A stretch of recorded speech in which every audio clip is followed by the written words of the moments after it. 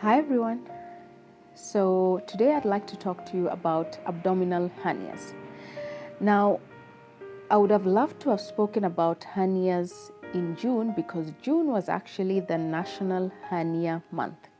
So I'm going to talk about it today. I didn't want to disrupt my series of surgeries, the ones before, during, and after surgery, and then anesthesia. Okay? So, what is a hernia? Or rather, what are abdominal hernias? Because those are the ones I'm going to focus on. First of all, the abdomen is the part of the body that spans between your chest and your pelvis. It's the one that has your stomach, your liver, your intestines, your pancreas, your kidneys, and other organs. Okay? Now, all these organs are enclosed within the abdominal wall. That's basically the skin, and then some muscles and some other coverings from the inside. Okay?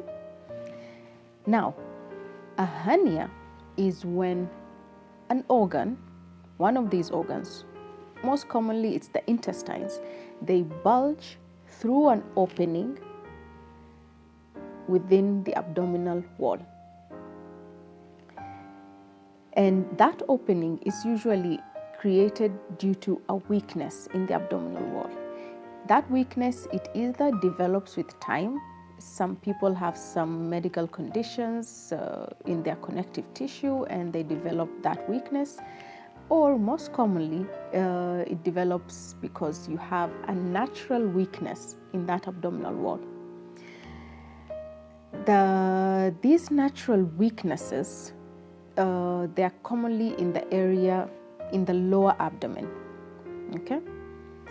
And these hernias, they are mostly in men, but women get them as well. It's just that they are commoner in men, and especially the ones that are in the lower abdomen, either on the right or the left, they're called inguinal hernias. These ones, they develop more in men than in women. So now, what is the problem? So what if they bulge? The issue is, like I said, the most common organ to bulge out is the intestines.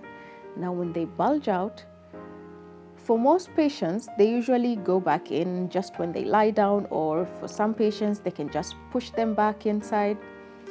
However, it becomes a problem if they go out, they bulge out, and then they are unable to go back in.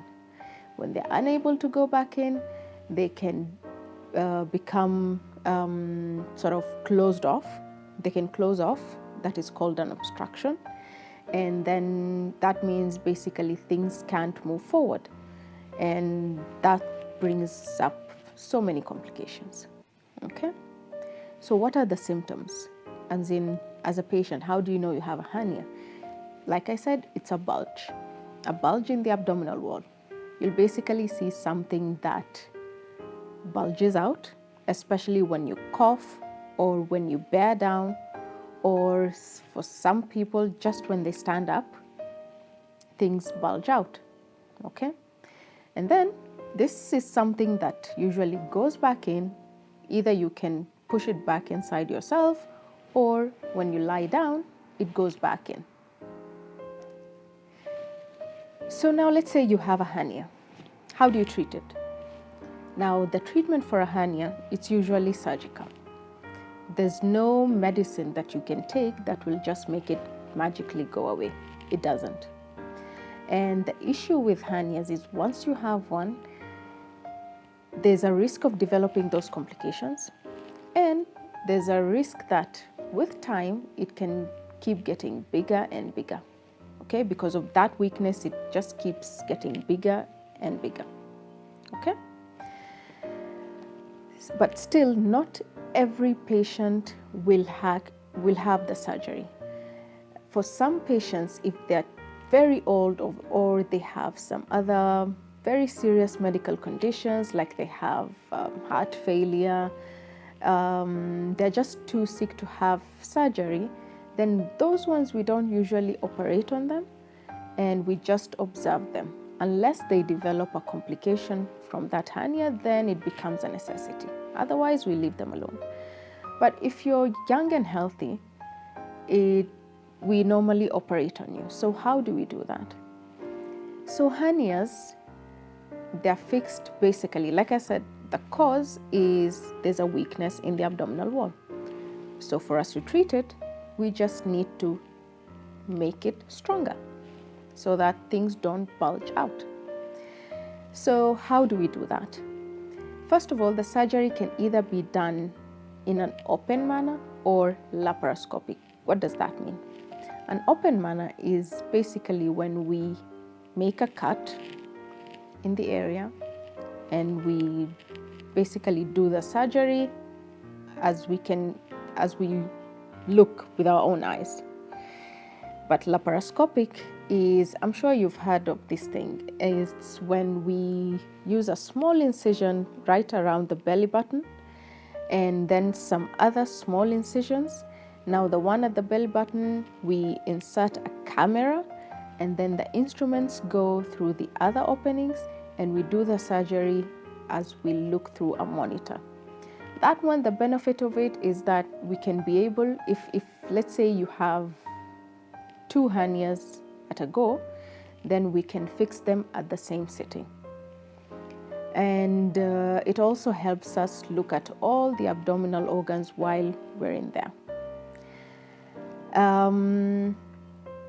Now, the way it is fixed, the way we strengthen the abdominal wall is we either just suture, that is, we stitch the layers together so that we make them stronger, or we put something called a mesh.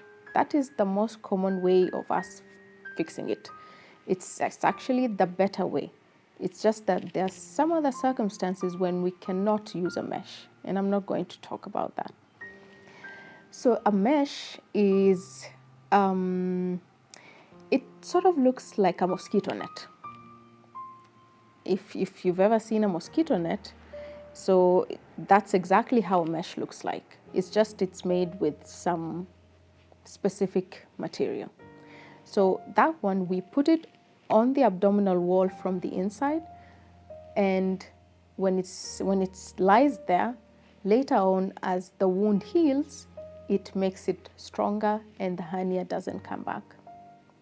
Now for some patients it may come back, but it's not that common. So those are the basics of abdominal hernias.